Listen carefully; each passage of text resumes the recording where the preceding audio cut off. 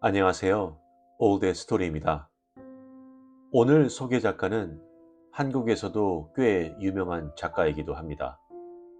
바로 독일의 파트리크 쥐스킨트입니다. 쥐스킨트는 1949년 독일에서 태어났습니다. 작가는 은둔적인 성격으로 유명하며 인터뷰를 하거나 대중 앞에 모습을 드러내는 일이 거의 없어 그의 존재에 대해 신비로움을 더했습니다. 오늘 소개 작품은 기피의 강요입니다. 비록 짧지만 매우 강렬합니다. 그럼 편안한 마음으로 감상하세요.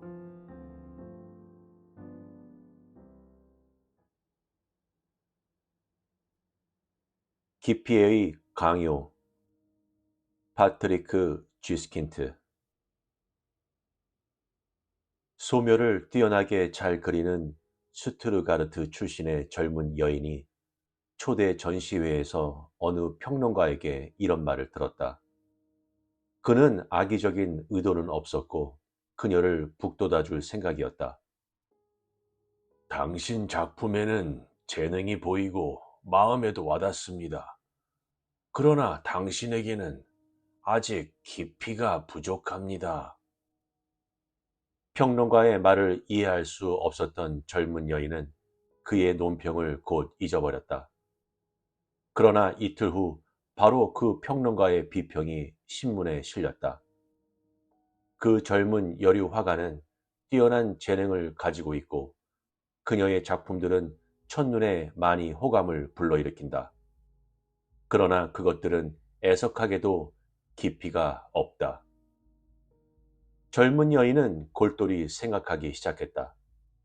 그녀는 자신이 그린 소묘를 들여다보고 낡은 화첩을 뒤적거렸다. 완성된 작품뿐 아니라 아직 작업 중인 것들까지 전부 유심히 살펴보았다. 그리고는 물감통 뚜껑을 닫고 붓을 씻은 다음 산책하러 나갔다. 그날 저녁 그녀는 초대를 받았다. 사람들은 비평을 외우거나 있는 듯이 그림들이 첫눈에 일깨우는 호감과 많은 재능에 관해 연신 말을 꺼냈다. 그러나 주의 깊게 귀 기울여 들으면 뒤편에서 나지막히 주고받는 소리와 등을 돌리고 있는 사람들이 하는 말을 젊은 여인은 들을 수 있었다. 그녀에게 깊이가 없어요. 사실이에요. 나쁘지는 않은 것 같은데 애석하게 깊이가 없어요. 깊이가. 그 다음 주 내내 그녀는 전혀 그림에 손을 대지 않았다. 말없이 집안에 앉아 멍하니 생각에 잠겨 있는 그녀의 머릿속에는 오로지 한 가지 생각뿐이었다. 그리고 그 생각은 깊은 바닷속에 사는 무지막한 오징어처럼 나머지 모든 생각들에 꼭 달라붙어 삼켜버렸다. 왜 나는 깊이가 없을까? 두 번째 주, 그녀는 다시 그림을 그리려 시도했다. 그러나 어설픈 구상이 고작이었고, 때로는 줄 하나 긋지 못하는 적도 있었다. 마침내는 온몸이 떨려 붓을 물감통에 집어넣을 수조차 없었다. 그러자 그녀는 울음을 터뜨리면서 소리 질렀다. 그래, 맞아. 나는 깊이가 없어. 세 번째 주, 그녀는 미술 서적을 세심히 들여다보며 다른 화가들의 작품을 연구하고 화廊과 박물관들을 두루 돌아다니기 시작했다. 물론 미술 이론 관련 서적들도 읽었다. 그리고는 서점에 가서 점원에게 가장 깊이 있는 책을 한 권 달라고 하였다. 그녀는 비트켄슈타인인가 하는 사람의 책을 받아들였지만 그것으로 무엇을 해야 할지 알 수 없었다. 시립박물관에서 개최된 유럽 소묘 500년이라는 전시회에서 그녀는 어느 미술 교사가 인솔하는 학생들을 따라갔다. 레오나르도 다빈치의 그림 앞에서 불쑥 앞으로 나선 그녀는 물었다. 실례하지만 이 그림에 깊이가 있는지 말씀해 주시겠어요? 미술 교사는 그녀를 보고 비죽이 웃으면서 말했다. 저를 놀리실 생각이라면 그보다는 더 나은 것을 생각하셔야죠, 부인. 학생들이 깔깔대며 웃었다. 집으로 돌아온 젊은 여인은 몹시 비통하게 울었다. 젊은 여인은 점점 이상해져 갔다. 화실을 비운 적은 거의 없었지만 그림을 그리지는 않았다. 깨어있기 위해 약을 먹으면서도 자신이 무엇 때문에 깨어 있어야 하는지 알지 못했다. 그리고 피곤해지면 의자에 앉은 채 잠이 들었다. 잠이 깊이 들까 두려워 침대에 눕기를 꺼렸기 때문이다. 술을 마시기 시작했고 밤새도록 불을 켜두었다. 그림은 더 이상 그리지 않았다. 베를린에 있는 어느 미술품 상인이 전화를 걸어 그림 몇 장을 청했을 때 그녀는 전화에 대고 소리쳤다. 나를 좀 내버려 두란 말이에요. 저는 깊이가 없어요. 깊이가 없다고요. 그녀는 간혹 점토를 반죽할 때도 있었지만 특별히 무엇을 만들지는 않았다. 그저 손가락 끝으로 후비거나 경단 모양의 작은 덩어리를 빚었을 뿐이다. 그녀의 외모는 피폐해져 갔다. 옷차림에 전혀 신경 쓰지 않았고 집 역시 손질하지 않고 그대로 방치하여 점차 폐가로 변하였다. 그녀의 친구들이 걱정을 하기 시작했다. 그들은 말했다. 그녀를 돌봐줘야겠어. 그녀는 위기에 빠져 있어. 인간적인 위기이거나 그녀의 천성이 너무 예술적이어서 그런지도 몰라. 아니면 경제적인 위기일 수도 있어. 첫 번째 경우라면 어떻게 해볼 도리가 없고, 두 번째 경우는 그녀 자신이 극복할 문제야. 세 번째라면 우리가 그녀를 위한 모임을 개최할 수 있을 거야. 하지만 그것조차 그녀에게는 고통스러운 일일지도 몰라. 그래서 그들은 식사나 파티에 그녀를 초대하는 것으로 그쳤다. 그러나 그녀는 매번 작업을 해야 한다는 이유로 거절했다. 그러면서도 그림은 전혀 그리지 않고 방 안에 앉아 우두커니 앞을 응시하거나 점토를 주물럭거리는 것이 고작이었다. 한 번은 자신에게 너무 절망하여 초대를 받아들인 적이 있었다. 그녀를 마음에 들어한 어떤 젊은이가 잠자리를 같이 하기 위해 그녀를 집으로 데려가려 했다. 자신도 그가 마음에 들었으니 원한다면 그렇게 하라고 그녀는 말했다. 그러나 자신에게는 깊이가 없으니 각오하라는 말을 덧붙였다. 그 말을 들은 젊은 남자는 단념했다. 한때 그렇게 그림을 잘 그렸던 젊은 여인은 순식간에 영락했다. 그녀는 외출도 하지 않고 방문도 받지 않았다. 운동 부족으로 몸은 비대해졌으며 알코올과 약물 복용 때문에 유달리 빠르게 늙어갔다.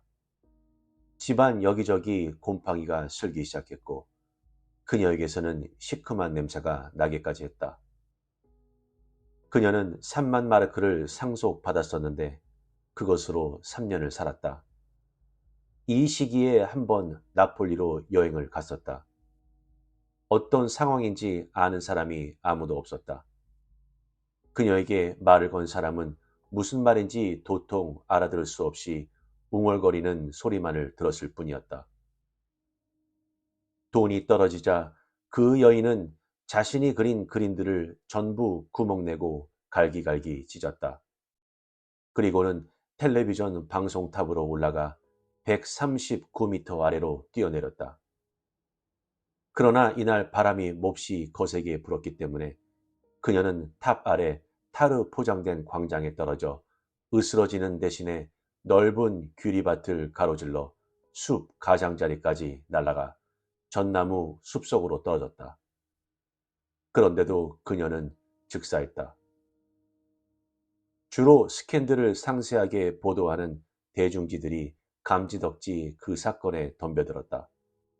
자살 사건, 바람에 날아간 흥미로운 경로, 한때 전도 양양했고 미모도 뛰어났던 여류 화가의 이야기라는 사실은 보도할 가치가 아주 높았다.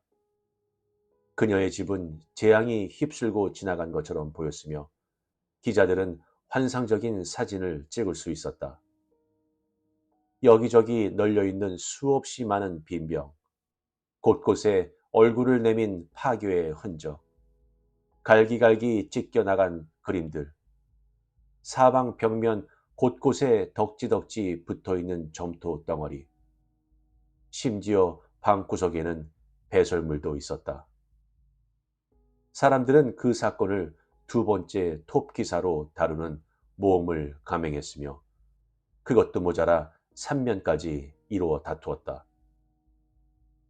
앞에서 말한 평론가는 젊은 여인이 그렇게 끔찍하게 삶을 마감한 것에 대해 당혹감을 표현하는 단평을 문외한에 기고했다.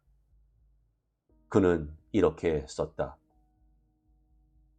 뛰어난 재능을 가진 젊은 사람이 상황을 이겨낼 힘을 기르지 못한 것을 다시 한번 다 같이 지켜보아야 하다니. 이것은 남아있는 우리 모두에게 또 한 번 충격적인 사건이다. 무엇보다도 인간적인 관심과 예술적인 분야에서 사려 깊은 동반이 문제되는 경우에는 국가 차원의 장려와 개인의 의욕만으로는 충분하지 않다. 그러나 결국 비극적 종말의 씨앗은 개인적인 것에 있었던 것처럼 보인다. 소박하게 보이는 그녀의 초기 작품들에서 이미 충격적인 분열이 나타나고 있지 않은가? 사명감을 위해 고집스럽게 조합하는 기교에서 이리저리 비틀고 집요하게 파고듦과 동시에 지극히 감정적인, 분명 헛될 수밖에 없는 자기 자신에 대한 피조물의 반항을 읽을 수 있지 않은가? 숙명적인, 아니 무자비하다고 말하고 싶은 그 깊이의 강요를.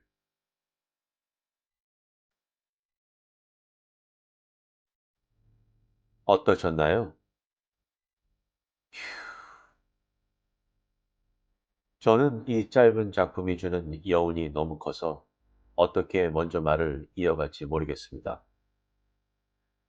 그녀의 작품에는 깊이가 없는 비평을 듣고 또 여러 사람들의 동조로 인하여 실제로 그녀는 많은 생각에 사로잡혀 몸과 마음이 피폐해지고 삶이 망가지고 결국 자살까지 하게 됩니다. 지금 우리가 살고 있는 세상에서도 남이 무심코 던진 말 한마디에 무너지기도 하고 좌절하기도 하죠. 진정하고 올바른 삶이란 나 자신을 믿고 인정하고 나라는 존재를 소중히 여기며 살아가는 것이 우리 인생을 건강하게 살아가는 방법이 아닐까요? 그렇다면 여러분은 남들에게 어떠한 말과 행동으로 쓴 잔을 맛보셨나요? 알려주세요. 구독과 좋아요는 영상 제작에 많은 힘이 됩니다. 감사합니다.